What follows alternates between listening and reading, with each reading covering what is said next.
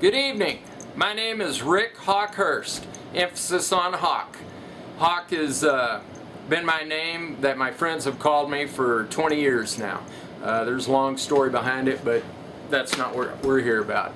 I grew up in New Mexico, or I didn't grow up there, but I was born in New Mexico, grew up in Texas, lived in Texas until I got out of high school. Always out in the woods learning things, and I was a kid sitting in school staring out the window because I wanted to be out there in the woods somewhere. I wanted to be chasing the raccoons, catching frogs. I caught foxes and hawks and owls. Always had critters at home. My mom didn't necessarily like it, but it was just part of the program with me. When I was little, everybody used to call me Davy Crockett, Jim Bridger, or Daniel Boone, Little Red Indian. It all applied because that was my life and that's what I loved. I got all the way through high school. People even in high school knew that I was the guy in the wilderness, or not in the wilderness, but nature at that time point. And then when I got out of college, I went to college for a couple of years, quit and headed north, got into the Rocky Mountains, and then my schooling really began. I started learning how to hunt proficiently using primitive weaponry. That's the only way I like to hunt, is using weapons that are primitive. Black powder, rifles, flintlocks, bow and arrow, spears, knife, traps, deadfalls and snares, all that kind of thing. Went to Alaska for 7 years. I lived there. I had a great time there, lots of good experience there.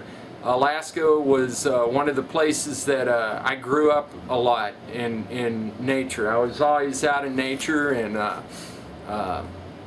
I got lost a few times up there on hunting treks and stuff, and got kind of iffy a couple of times. I survived it all. I learned from every experience I had. I'm physically in great shape. I just got off a 2,500-mile horse trek. I started on the Texas-Mexico border. I went through 7 states. I went through the Grand Canyon. I went all the way to the Montana-Canadian border. I had 2 guys that went with me. I led them. The last one bailed out in Utah, and then I finished the rest of the trip on my own. It was a fantastic experience. I used all my skills on that trip. Started every fire with flint and steel, primitive. I made shelters. I lived off the land.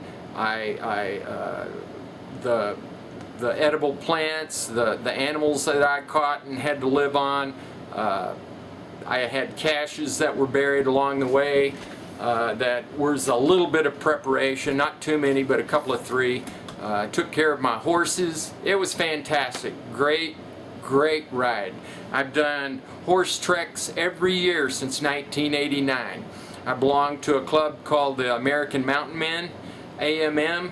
I have learned so much and have made so many friends by joining that association.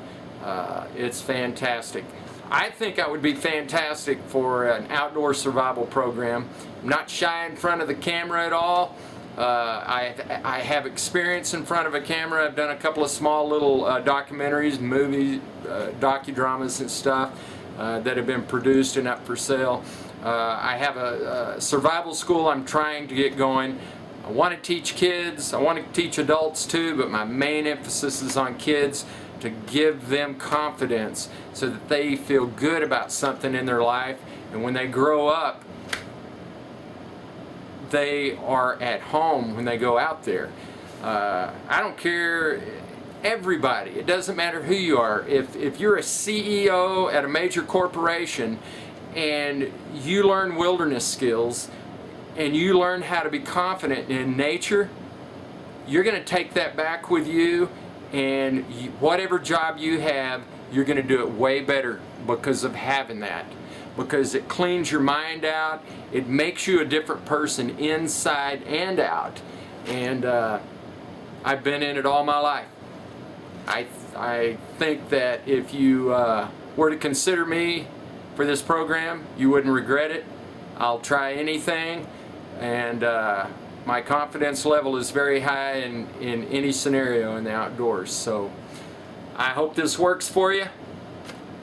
Give me a holler. I'll send all this in and hope to talk to you soon. Take care. Adios.